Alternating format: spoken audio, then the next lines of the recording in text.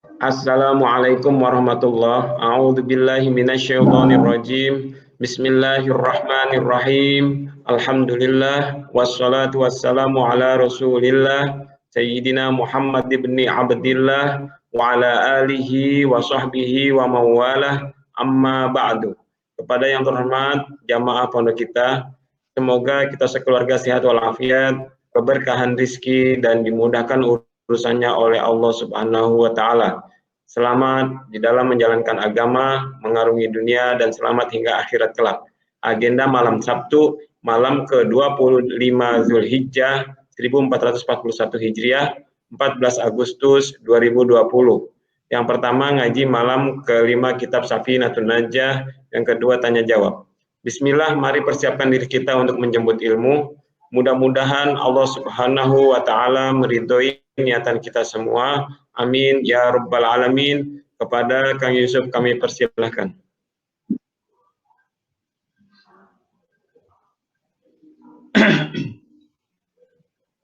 Bismillahirrahmanirrahim.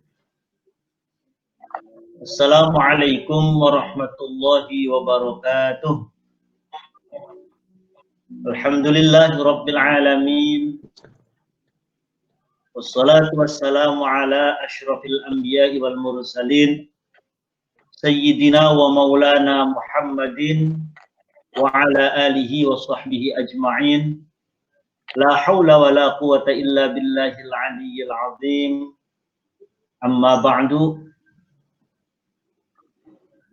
Yang saya hormati rekan jamaah pondok kita pada pengajian kitab Safinatun Najah. Alhamdulillah pada malam hari ini kita malam Sabtu tanggal 14 Agustus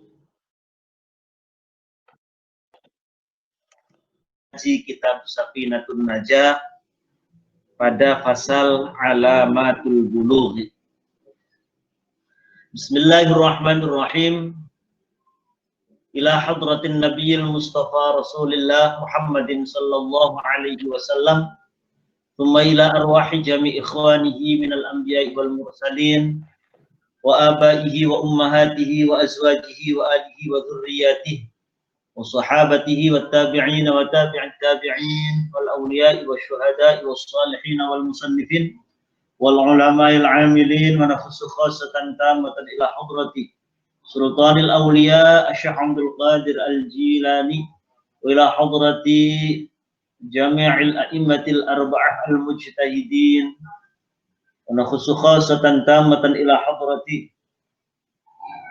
musannifi hadzal kitab Syekh Al-Alim Al-Fadil Salim bin Sumair Al-Hadrami wa Syekh Al-Imam Al-Alim Al-Fadil Abi Abdul Mu'ti Muhammad Nawawi Al-Jawi وإلى حضرة جميع أولياء التسعة الذين بلغوا الدين في جا وخصوصا الشيخ شريف هداية الله سنان بن جاتي شربة وإلى حضرة شيخ صالح دارت سمران شيخ خالد بنكالان الشيخ هاشم أشعري يا عباس كي أناس كي إلياس كي أكياس ونخص خاصة تامة إلى حضرة شيخي ومربي روحي كي الحاج ميمون زبير كي الحاج جنيد أنس والحبيب هد بن محمد بن عمر بن يحيى أصولهم وفروعهم وحواشهم اللهم اغفر لهم وارحمهم وعافهم واعف عنهم وأعلي درجاتهم في الجنة شيء لله لهم الفاتحة أعوذ بالله من الشيطان الرجيم بسم الله الرحمن الرحيم الحمد لله رب العالمين الرحمن الرحيم مالك يوم الدين إياك نعبد وإياك نستعين اهدنا الصراط المستقيم صراط الذين أنعمت عليهم غير المغضوب عليهم ولا الضالين رب اغفر لي ولوالدي آمين.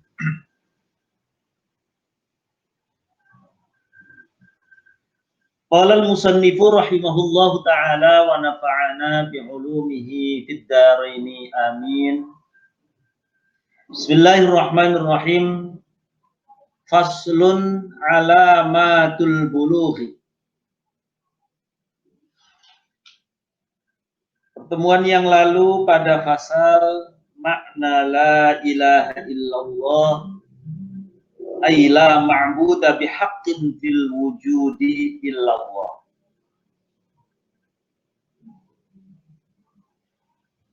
Bahwa arti daripada la ilaha illallah adalah tidak ada Tuhan yang wajib disembah secara benar kecuali hanya Allah. Dan bahwa kalimat la ilaha illallah hurufnya berjumlah 12. Ini menandakan ada 12 konsekuensi lahiriah dan batiniah. 12 konsekuensi ini terbagi menjadi 6 konsekuensi lahiriah, yakni ketika seseorang mengucapkan la ilaha illallah, maka ia berkewajiban untuk menjalankan sholat, 1, 2 zakat, 3 puasa, 4 haji, 5 mohon maaf, saya ulangi. Pertama adalah at-tahirah, bersuci. Bersuci, 1, 2 sholat, 3 zakat, 4 puasa, 5 haji, dan 6 berjihad. Lalu ada konsekuensi batiniah yang harus dilakukan dari pelafazan la ilaha illallah, yakni pertama adalah at-tawakkul atau tawakal, kemudian at-tafwid, lalu yang ketiga adalah sabar, keempat ridho, kelima zuhud, dan keenam adalah at-taubah. Pada kali ini kita akan membahas tentang alamatul bulugh, yakni tanda-tanda baligh.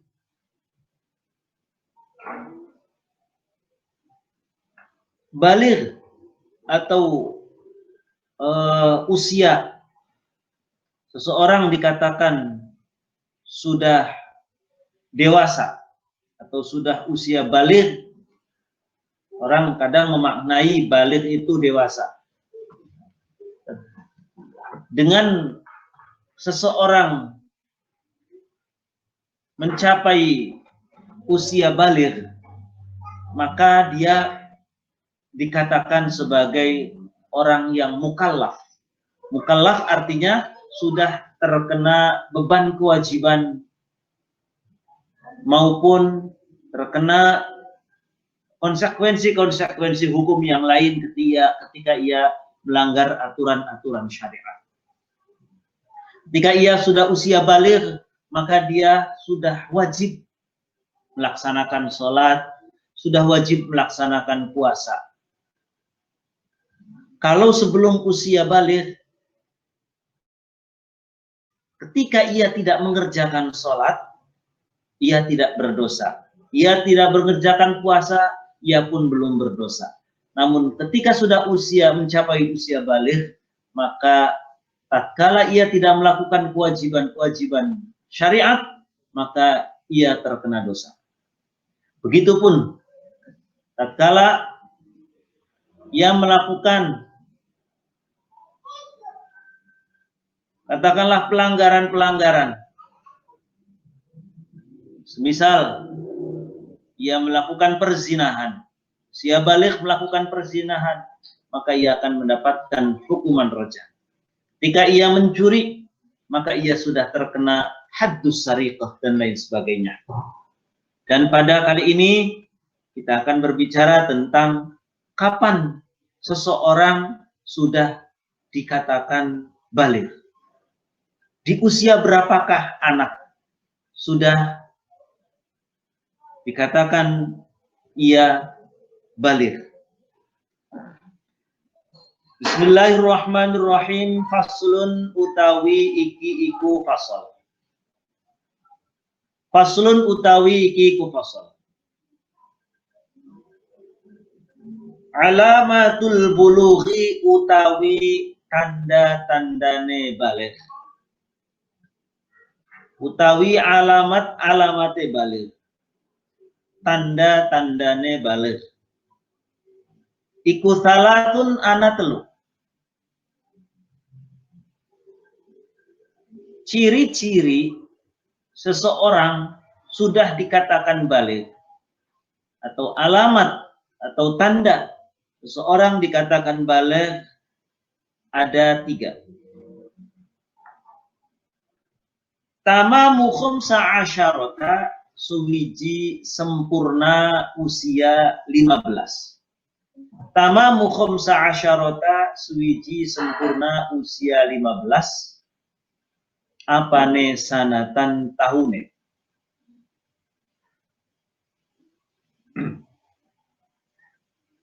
Tamamu khamsa asyarata, suwiji sempurna usia 15. Apane sanatan tahune. Fidzakari ing dalem wong lanang. Fidzakari ing dalem wong lanang.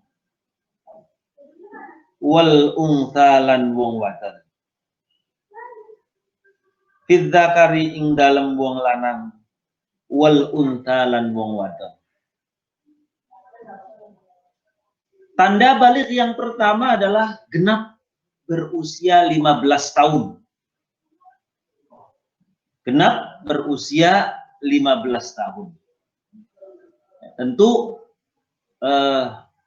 hitungannya adalah hitungan tahun Qamariyah atau tahun Hijriyah. Jadi kalau dihitung dengan tahun Masehi, ketika seseorang berusia 15 tahun, maka sejatinya dia sudah genap beberapa hari yang lalu atau beberapa minggu yang lalu.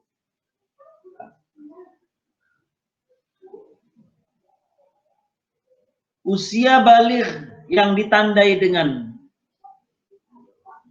genapnya usia 15 tahun ini bagi anak baik yang sampai usia itu mereka tidak mengalami tanda-tanda yang lain. Semisal nanti kalau perempuan dia sampai usia 15 tahun sama sekali belum mengalami menstruasi. Atau pun dia belum pernah mimpi keluar sperma. Atau laki-laki sampai usia 15 tahun dia belum katakanlah kalau zaman sekarang belum mengeluarkan sperma, maka dengan berlalunya dia usia genap 15 tahun dengan sendirinya dia sudah dikatakan baligh tanpa harus ada tanda-tanda dia pernah mengeluarkan sperma ataupun belum. Itu yang pertama. Jadi bagi seorang anak laki-laki ataupun anak perempuan yang sampai usia genap 15 tahun kok belum sama sekali mengalami masa-masa, misalkan kalau perempuan haid ataupun laki-laki belum mengeluarkan sperma, maka dengan sendirinya atau otomatis dia sudah dikatakan baligh, sudah wajib sholat, wajib puasa, dan wajib melakukan kewajiban-kewajiban agama yang lainnya.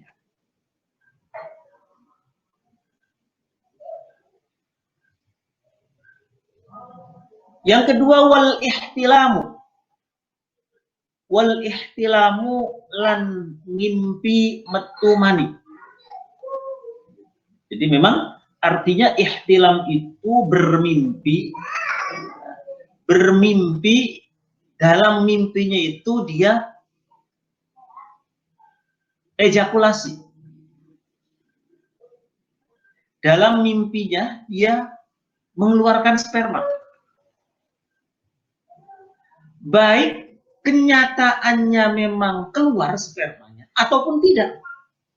Jadi dengan bermimpi saja, dengan bermimpi dia mengeluarkan sperma, maka seorang anak dikatakan baligh jika fil dzakari ing dalem wong lanang wal unta lan wong wadon. Fil dzakari ing dalem wong lanang wal unta lan wong wadon litis sinina krana sanga piro-piro tahun. Litis isinina krana sanga piro-piro tahun. Bahwa catatannya yang kedua,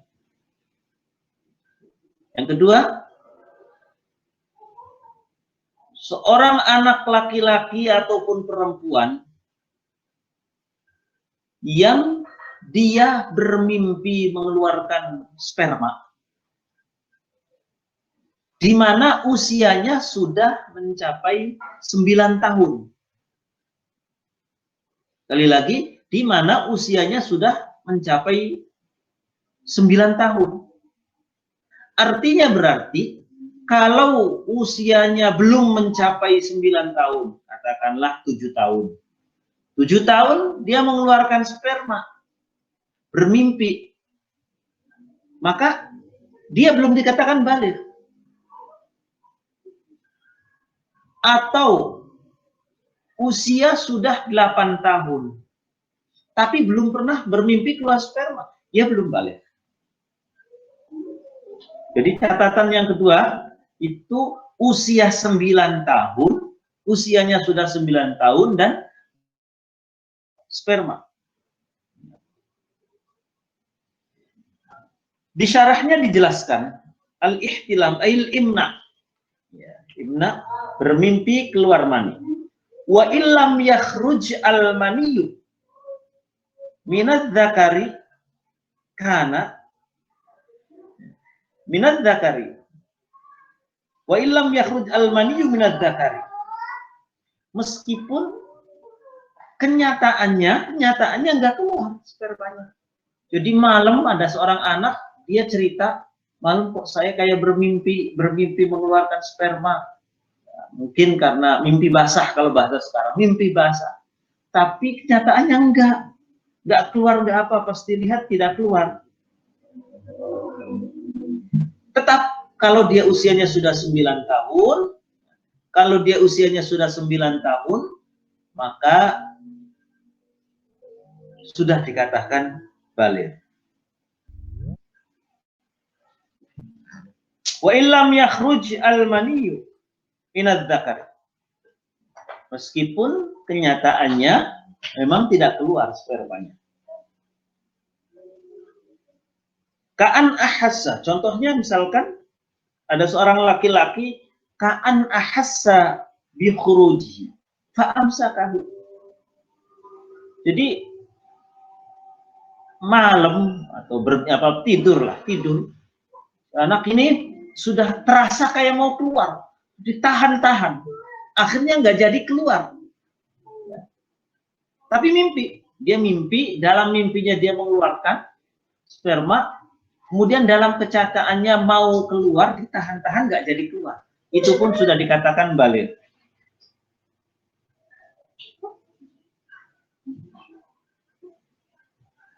Wa sawa'un kharaja min tariqihil mu'tad aw ghairihi ma'al insidadil asli. Baik keluarnya sperma ini dari jalan yang normal, dari alat kelaminnya, aw ghairihi. Saya ulangi. Baik sperma itu keluar dari jalan yang normal, artinya dari alat kelamin, au ghairihi, atau bukan dari alat kelamin, Ya, bukan dari alat kelamin ma'al insidadil asli, di mana misalkan alat kelaminnya punya kelainan sehingga tidak bisa mengeluarkan, tiba-tiba keluarnya dari jalan lain misalkan. Wasawa'un kana fi naumin aw yaqdhatin, baik sperma ini keluarnya itu dalam keadaan tertidur aw yaqdhatin. Jadi istilah ihtilam ini secara umum kebiasaannya. Namun kenyataannya kalaupun misalkan dalam keadaan terjaga dia ejakulasi misalkan, maka ini sudah menandakan balik. Bijima'in au ghairihi, baik misalkan dengan karena dia unsur senggama ataupun karena unsur yang lain, ya. Unsur yang lain yang diusahakan sehingga dia mengeluarkan atau ejakulasi. Fid dzakari wal untha li tis'in sinina,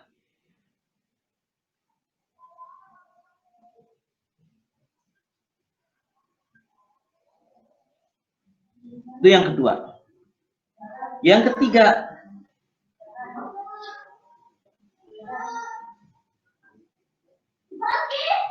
wal haidu.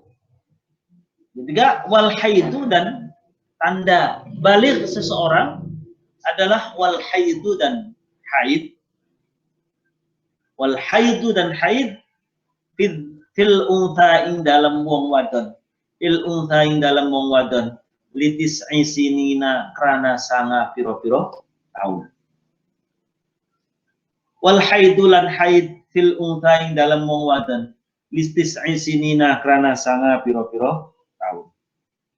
Yang ketiga adalah haid. Haid atau menstruasi khusus bagi perempuan yang sudah berusia 9 tahun atau kurang, minimal 12 hari. Ya, kurang minimal 12 hari, dia kok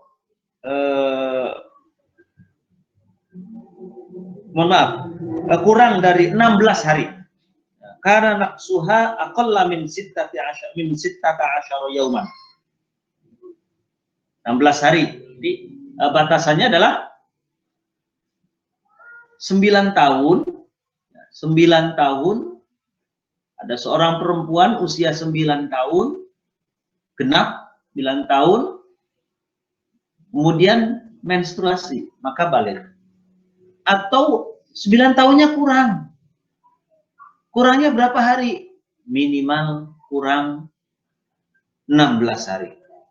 Minimal kurang 16 hari. Oh, dia 6 tahun, 9 tahunnya kurang 15 hari mens. Balik.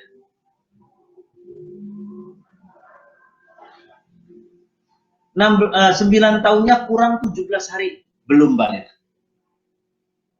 Apalagi misalkan masih usia 7 tahun ataupun 8 tahun. Menstruasi, maka belum menandakan ia balik.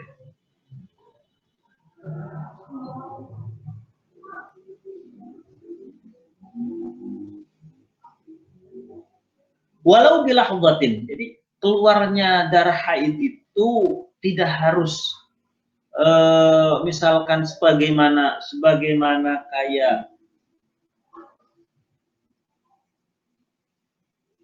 perempuan normal yang terus mengeluarkan darah.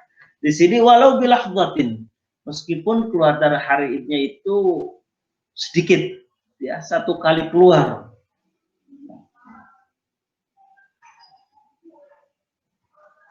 Wa amma habluha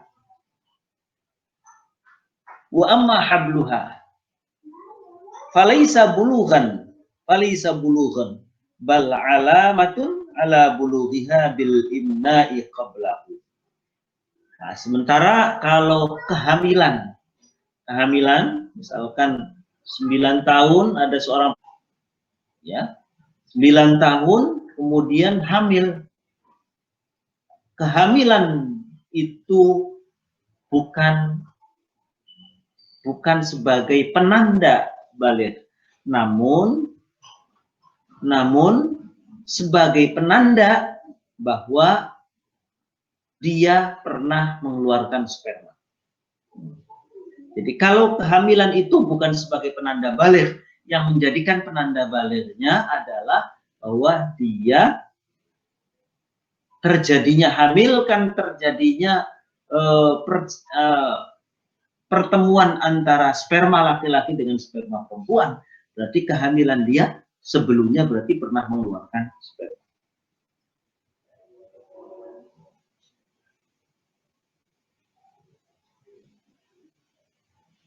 Wa ammal huntha, ini satu permasalahan. Satu kasus. Ada seseorang yang ditakdirkan oleh Allah, dia memiliki dua jenis alat kelamin. Dalam istilah fikih namanya khuntha. Khuntha itu bukan laki-laki, bukan pula perempuan. Bukan pula bencong. Yang secara umum orang Indonesia menganggap dia itu setengah laki-laki, setengah perempuan. Tetapi dalam hukum fikih, bencong itu bukan perempuan. Karena hakikatnya bencong, dia pasti punya alat kelamin. Entah itu laki-laki ataupun perempuan. Sementara kalau khuntha itu dua kemungkinan. Pertama, kemungkinannya dia diciptakan, dia punya zakar, dia punya farji, punya alat kelamin laki-laki, juga punya alat kelamin perempuan. Wallahu alam seperti apa. Atau kemungkinan yang kedua, dia punya alat kelamin namun tidak jelas. Dikatakan zakar juga bukan, dikatakan farji juga bukan. Lalu untuk khuntha itu tanda balighnya mengikuti siapa? Mengikuti laki-laki kah? Dimana kalau laki-laki itu mengeluarkan sperma, atau mengikuti perempuan dimana ia mengeluarkan darah haid. Nah, sini dibahas. Wa ammal khuntha fa hukmuhu annahu in amna min dzakarihi. Cara menghukumi khuntha adalah in amna min dzakarihi wa hadha min farjihi hukima bi bulughihi. Cara menghukumi khuntha itu baligh adalah ketika dari alat kelamin laki-lakinya sudah mengeluarkan sperma, dan dari alat kelamin perempuannya mengeluarkan darah haid, baru dia dikatakan baligh.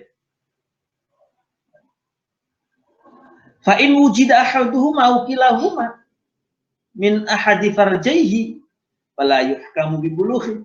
Jadi kalau misalkan salah satunya saja dari zakarnya saja dia mengeluarkan sperma, dari farjinya nggak mengeluarkan darah haid, maka belum baligh. Atau dari kedua-duanya, maksudnya gini, dari zakar dan dari farji hanya mengeluarkan sperma, maka itu belum menandakan bahwa si khuntha ini baligh. Fala yuhkamu bi bulughi, maka belum dihukumi baligh.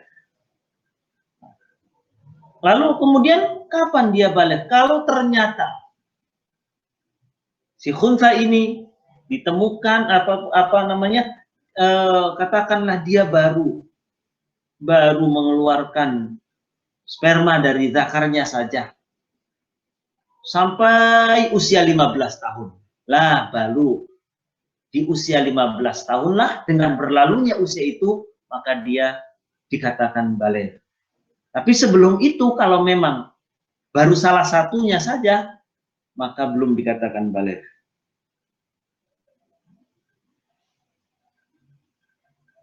Wa inna ma dzakarul musannif awwala mas'alatin fil fiqhi alamatil bulugh li'anna manatut taklif 'alal baligh duna as-sabiyyi was-sabiyyah. Bahwa Syekh Sumar Al-Hadrami, pengarang kitab ini, pertama kali mengupas dalam kitab Safinatun Najah tentang alamatul bulugh, tentang tanda-tanda baligh, karena itu sebagai apa namanya, awal at-taklif, sebagai permulaan seseorang terkena beban kewajiban melaksanakan syariat-syariat Islam. Bagaimana tadi yang saya katakan di awal, balighnya seseorang itu sebagai awal mula ataupun sebagai titik awal dia terkena beban kewajiban melaksanakan sholat, puasa, dan yang lainnya.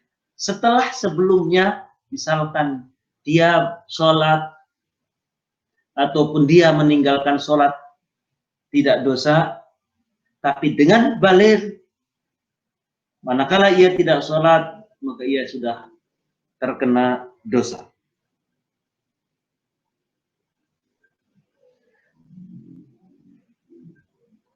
Lakin yajibu ala sabili fardil kifayah. Ala aslihima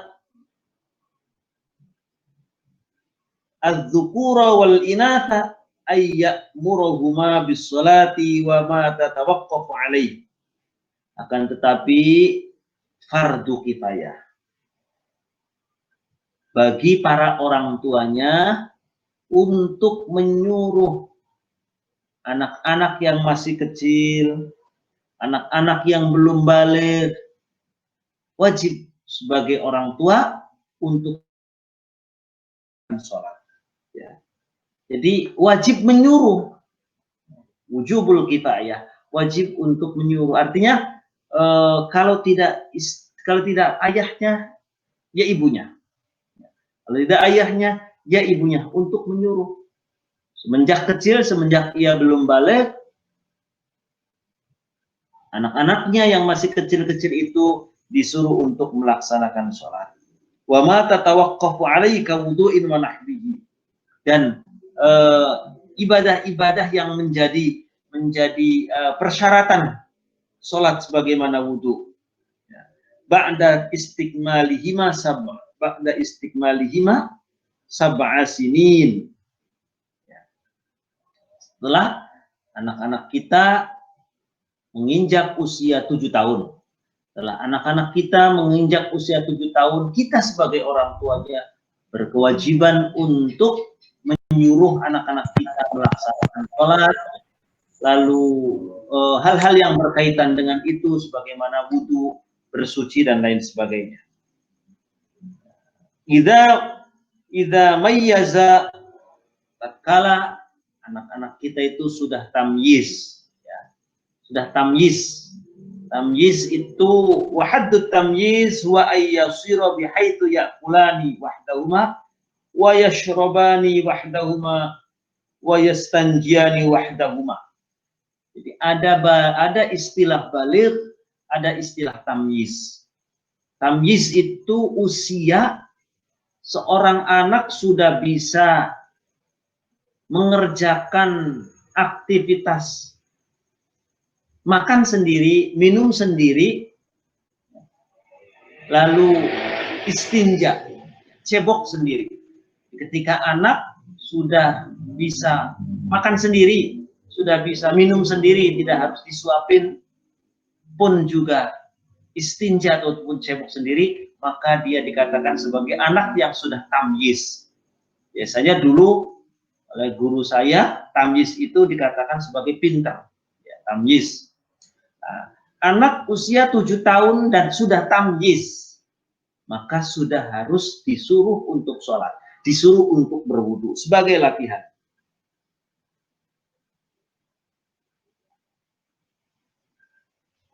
Di fala yajibul amru idza mayyaza. Enggak wajib untuk menyuruh kalau belum tamyiz. Qabla sab'i bal yusannu. Kan sunnah saja. Wa ya'muruhuma aidan bi syara'i'id din adh-dhahirah. Nahwi shaum Sunnah pula untuk menyuruh anak-anak kita yang sudah tamyiz, kemudian usianya sudah mencapai 7 tahun, disuruh untuk melaksanakan syariat-syariat yang zahir. Puasa misalkan, idza ataqa, jika mereka sudah kelihatannya sudah kuat secara fisik, disuruh untuk puasa, belajar. Ya. Wala budda ma'a sighatil amri minat tahdid, pun juga sebisa mungkin ada penekanan dan penegasan untuk menyuruh anak-anak kita supaya mereka mau melakukan sholat maupun puasa. Wa ayyu'allimahuma anna nabiyya sallallahu alaihi wasallam wulida di Makkah. Mereka juga diajari, diberikan pemahaman tentang profil Nabi Muhammad sallallahu alaihi wasallam yang dilahirkan di Mekah. Wa ursila fiha, diutus juga di Mekah. Wa mata fil Madinah, dan wafat di Madinah. Wa dunfina fiha, dan juga dikuburkan di Madinah.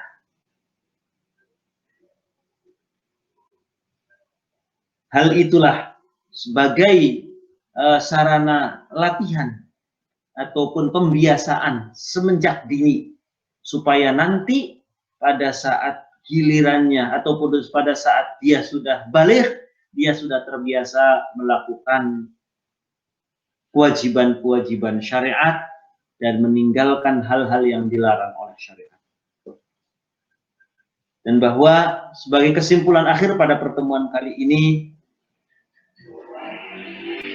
pasal alamatul bulugh ini menjadi perhatian kita sebagai orang tua yang sudah harus tahu kapan anak sudah di usia baligh. Di sini dijelaskan yang pertama adalah ketika usianya sudah genap 15 tahun bagi laki-laki dan perempuan. Lalu yang kedua tandanya adalah al-ihtilam, bermimpi mengeluarkan sperma, baik memang kenyataannya mengeluarkan ataupun tidak ketika dia bermimpi, baik laki-laki ataupun perempuan, maka itu sebagai penanda baligh. Dan tentu ketika usianya sudah mencapai 9 tahun. Dan yang ketiga, khusus bagi perempuan yang usia 9 tahun genap atau minimal kurang 16 hari, dia sudah menstruasi. Maka 3 hal inilah sebagai penanda balighnya seorang anak. Demikian, mudah-mudahan bermanfaat.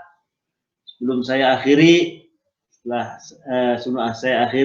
mangga barangkali di antara rekan-rekan sekalian yang barangkali mau sedikit sharing. Terima kasih. Wallahu a'lam. Mangga Mas Hari. Baik, bagi jamaah yang ingin bertanya dipersilakan. Sebelumnya mic-nya di depan kembali. Ada pertanyaan. Mangga. Ini kan baligh pertanda manusia diwajibkan beribadah gitu ya. Betul. Seumpama kita menikahkan anak di usia baligh, nggak apa-apa? Sebelum baligh pun boleh, Mas Hari. Sebelum baligh kan nikah itu ibadah. Gimana Mas Hari?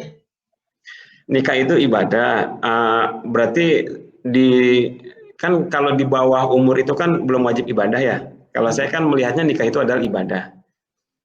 Berarti tadinya saya berpikir sih kalau menurut di budaya kita kan umur 9 tahun itu kan masih kecil ya.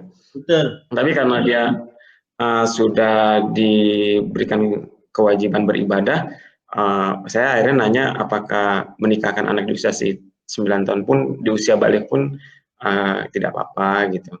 Iya. Ya Prof, ya kalau melihat contohnya ketika Rasulullah menikahi Siti Aisyah saja, kan Siti Aisyah waktu itu usianya 7 tahun. Belum wajib ibadah bagi si Siti Aisyahnya ya? Iya, artinya enggak, yang dimaksud ibadah dalam tanda kutip apa ini, ibadah secara umum apa ibadah suami istri yang dimaksud? Ya saya berpikir nikah itu ibadah bukan, iya kan? Iya betul. Apa gimana? Ya, berarti kan dari kalau saya memandang, kalau salah ya mungkin baru saya tahu ya. Dari Baik. sisi ini kan berarti Siti Aisyah yang umurnya belum 7 tahun. genap baligh, Ya, belum balik. apakah sudah mungkin bukan bukan sebuah larangan berarti ya, maksudnya menikahkan anak di sebelum balik pun bukan Ya. masalah ya? Bahasanya ya tidak, bukan sebuah larangan. Ya bukan sebuah larangan. Kayak tadi misalnya anak yang tamyiz boleh diajak ibadah puasa atau ibadah sholat gitu ya? Anak tamyiz kan tadi boleh ya? Iya, iya. Bahkan kalau bisa sudah mulai disuruh. Dibiasakan. Ya, sebagai sebuah pembiasaan. Jadi kewajibannya lebih pada orang tua. Kewajiban untuk menyuruh, bukan kewajiban sholatnya, tetapi kewajiban orang tua untuk menyuruh anak yang sudah tamyiz. Jadi sebelum balik itu ada tingkatan tamyiz. Nah di tamyiz itu kita sebagai orang tua mengarahkan, membiasakan anak untuk mengenal ibadah-ibadah untuk Mulia. persiapan balik. Ya, sebagai pembiasaan nanti ketika sudah usia balik sudah terbiasa melakukan itu. Ya, ini sih cukup sih. Barangkali ada yang mau tanya, Om? Ya, assalamualaikum Ustaz. Assalamualaikum warahmatullahi wabarakatuh. Om Roni, ini udah lama nih nggak kelihatan. Lagi lockdown. Lagi lockdown terus ya. Itu tadi Mas Ari sama Pak Ustadz nih tadi nambahin yang nikah di bawah umur itu kan berdasarkan syariah Pak Ustadz. Betul. Ya itu di hukum negara gimana kan negara membatasi pernikahan itu sesudah atau umur 16 tahun Pak Ustadz. Dengan hukum negara itu gimana Pak? Ya jelas kalau hukum negara melanggar ya secara hukum undang-undang pernikahan yang ada di undang-undang yang ada di pernikahan di Indonesia ya memang melanggar. Cuman secara syariat sih dia tidak berdosa. Artinya bahasanya tetap sah pernikahannya. Bahkan ketika masih bayi sekalipun boleh. Kalau masalah pernikahan nanti yang menikahkan walinya. Ya cukup. Itu Pak Ustadz, bisa nggak nambahin satu lagi Pak Ustadz nih? Baik. Itu sedikit keluar dari tema Pak Ustadz ya, tapi masih ada kaitannya dengan seorang perempuan. Itu kalau orang perempuan melahirkan dalam keadaan sesar Pak Ustadz, itu termasuk nifas apa bukan? Artinya apa? Setelah melahirkan 2-3 hari dalam melahirkan sesar itu apa harus mandi junub gitu maksudnya? Oh baik. Ya baik. Jadi kan ada kewajiban mandi ya, ada mandi wajib. Ya, mandi wajib. Di antaranya adalah ba'dal wiladah, setelah melahirkan. Di situ baik melahirkan normal ataupun melahirkan sesar, setelah melahirkan diwajibkan untuk mandi. Nah, meskipun nanti kemudian dia nifas. Ya, nifas. Nah, setelah nifasnya nanti selesai, dia wajib mandi lagi atas nama selesainya nifas, begitu. Di sesar ya tetap dia menjalani masa nifas, dan memang ya Allah Subhanahu wa taala menjadikan perempuan itu meski dengan jalan tidak normal, artinya sesar, tetap dia mengeluarkan darah kan, tetap mengeluarkan darah. Kira-kira begitu Om. Ya, cukup Pak Ustadz, terima kasih. Ya. Assalamualaikum. Mandi ya, tetap mandi ba'dal wiladah maupun setelah nanti selesainya nikah. Ya, cukup Pak. Ya. Jamaah yang lain dipersilakan. Kayaknya cukup dulu kayaknya. Baik. Ya. Terima kasih. Wallahu a'lam. Al-Fatihah. A'udzu billahi minasyaitonir rajim. Bismillahirrahmanirrahim. Alhamdulillahirabbil alamin. Arrahmanirrahim. Iyyaka na'budu wa iyyaka nasta'in. Shiratal ladzina an'amta 'alaihim ghairil maghdubi 'alaihim. Wallahul muwaffiq ila aqwamit thariq. Wassalamualaikum warahmatullahi wabarakatuh. Waalaikumsalam warahmatullahi wabarakatuh.